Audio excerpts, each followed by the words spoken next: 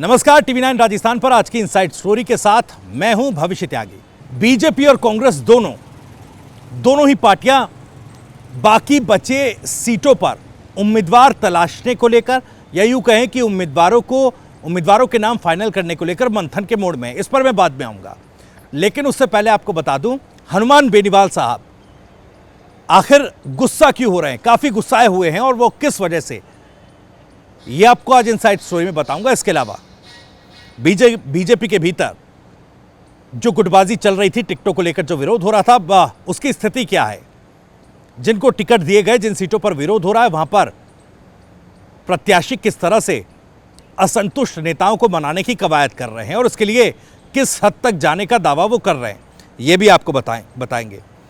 गोविंद सिंह डोटासरा साहब, उनकी मुश्किलें थोड़ी सी बढ़ गई हैं। ऐसा क्यों?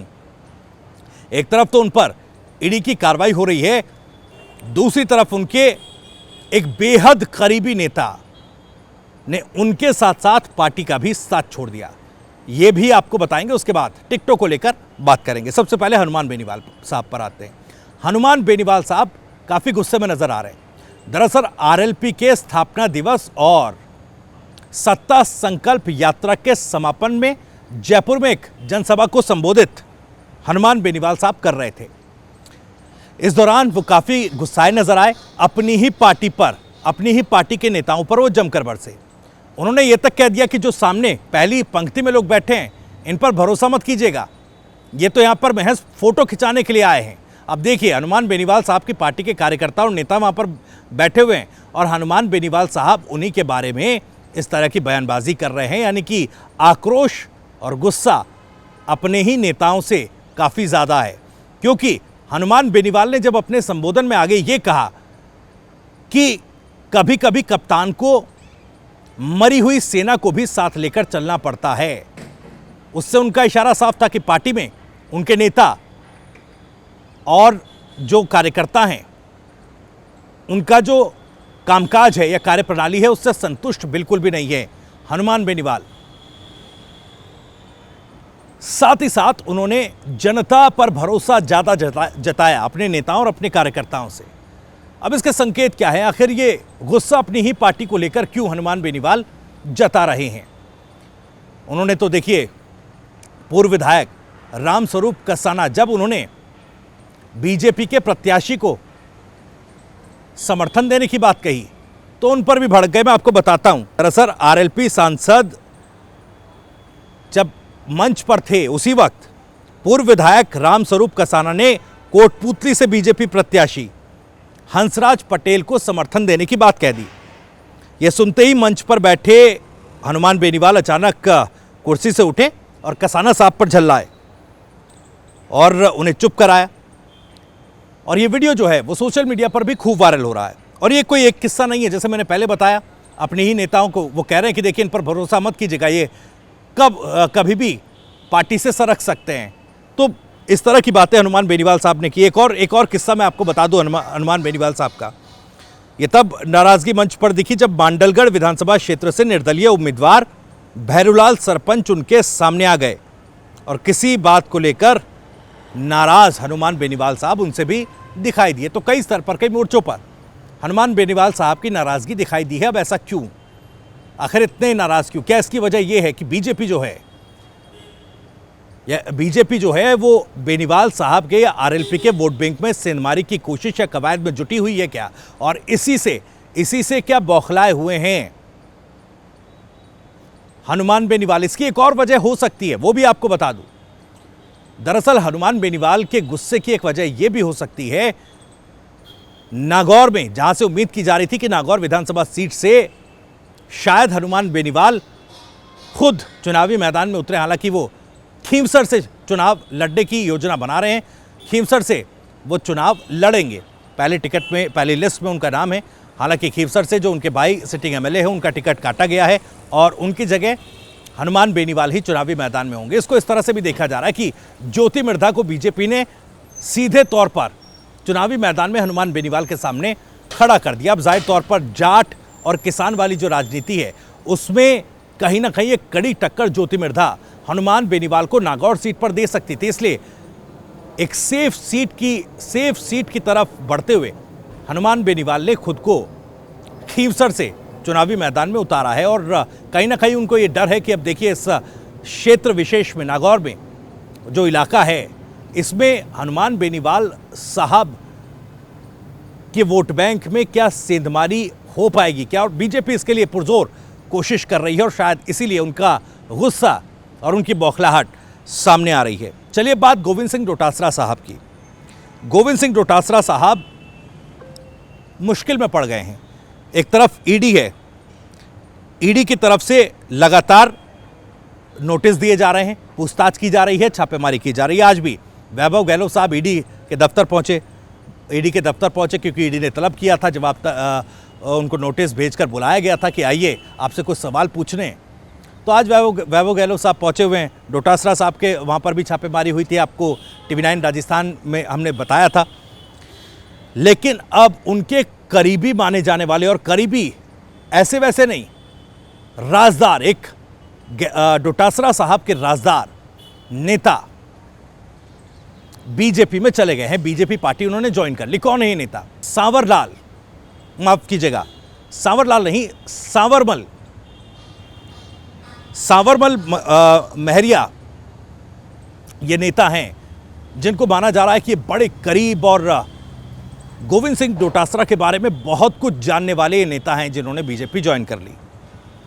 अब एक तरफ तो इस तरह की चर्चाएं चल रही हैं कि देखिए ईडी जिस तरह से छापेमारी कर रही थी, बीजेपी कहीं ना कहीं प्रेशर बना रही है नेताओं पर, उसी का नतीजा है कि सांवरमल महरिया भी गोविंद सिंह डोटासरा और कांग्रेस का साथ छोड़कर बीजेपी के पाले में चले गए हैं। लेकिन ऐसा क्या है, क्यों गोविंद सिंह डोटासरा साहब के लिए एक बड़ा झटका माना जा रहा है? दरअसल अब जिस तरह की ईडी की छापेमार कार्रवाई हुई है, उसमें कहा जा रहा है कि बहुत कुछ नहीं मिला है ईडी को, लेकिन सांवरमल महरिया साहब एक ऐसे शख्स हैं जो कि हर चीज़ डोटासरा साहब के बारे में, उनकी राजनीति के बारे में या उनके जीवन के बारे में जानते हैं। क्योंकि देखिए पीसीसी वॉर रूम के केयरटेकर, बंगला नंबर 7 का केयरटेकर भी सांवरमल महरिया साहब को बनाया गया था।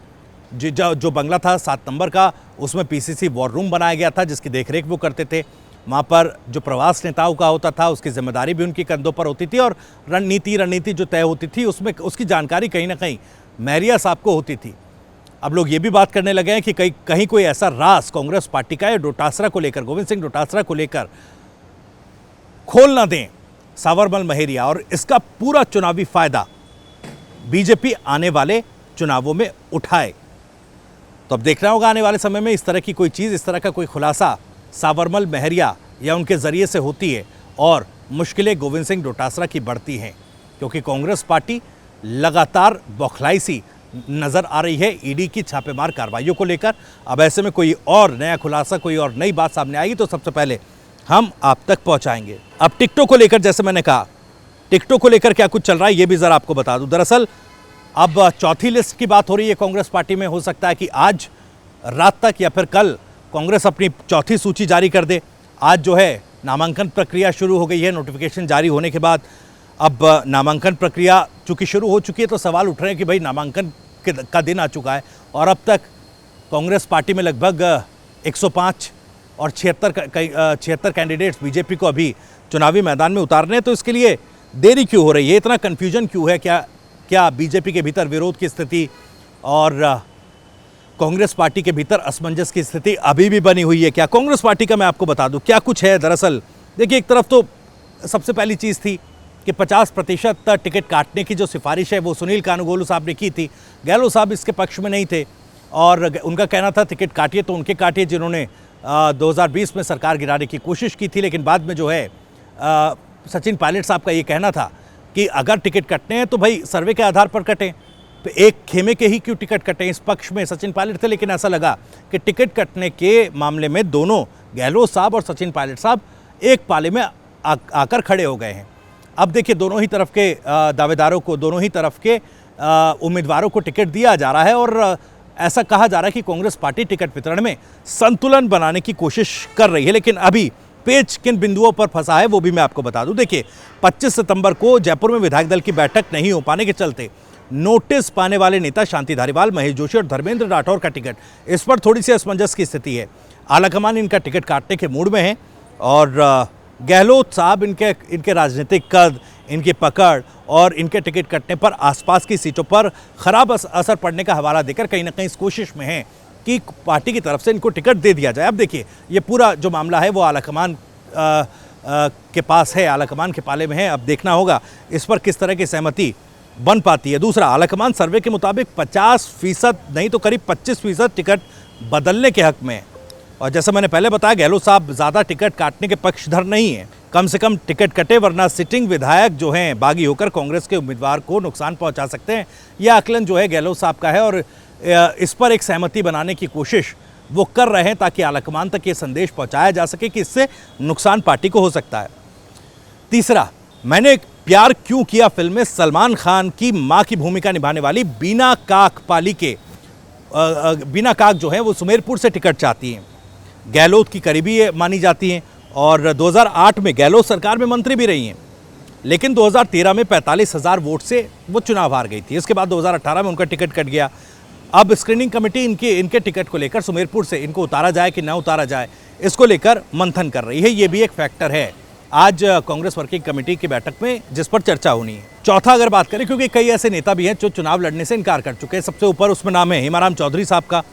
इसके अलावा लालचंद कटारिया, भरत सिंह कुंदनपुर और परशुराम मोरदिया जैसे नेता जो चुनाव लड़ना नहीं चाहते। इन्होंने उम्र और व्यक्तिगत कारणों का हवाला दिया और कहा कि हम चुनाव नहीं लड़ना चाहते। ये मामला भी अब आलाकमान के पाले में है, क्योंकि कांग्रेस पार्टी तमाम ऐसे नेताओं को विन एबिलिटी जिनमें हैं, योग्य जो हैं चुनाव जीतने के, जिनको माना जा रहा है प्रबल दावेदार, उनको चुनाव लड़वाना चाहती है ताकि किसी तरह की नेगेटिव जो रिजल्ट्स हैं वो ना आ पाएँ। तो अब देखते हैं कि जो लोग चुनाव लड़ने से मना कर रहे हैं उनको कैसे समझाया जाएगा, या उनकी जगह जिनके लिए वो टिकट की मांग कर रहे हैं क्या उनको टिकट दिया जाएगा। इस पर भी कहीं ना कहीं पेच फंसा है। आज ये भी कांग्रेस वर्किंग कमेटी में इसमें चर्चा होगी। उधर बीजेपी के बड़े नेता जसवंत सिंह ने अपने बेटे और पूर्व सांसद मानवेंद्र सिंह से आलाकमान ने विधानसभा चुनाव लड़ने को कहा। उन्होंने जैसलमेर सीट से प्रचार भी शुरू कर दिया, लेकिन अब गहलोत उनकी सीट बदलना चाहते हैं। वो कह रहे हैं मैं जैसलमेर से लड़ूंगा। गहलोत साहब कह रहे हैं कि भाई मानवेंद्र सिंह को दूसरी सीट से चुनाव लड़ाया जाए, लेकिन मानवेंद्र सिंह इसके लिए तैयार नहीं है। वो जैसलमेर सीट से ही चुनाव लड़ना चाहते हैं। यहाँ भी पेच फंसा हुआ है। इस पर कैसे सहमति बनेगी ये भी आने वाला वक्त बताएगा। तो कुल मिलाकर इन तमाम ये 4-5 बिंदु हैं जिन पर काफ़ी ज़्यादा असमंजस की स्थिति में कांग्रेस पार्टी है।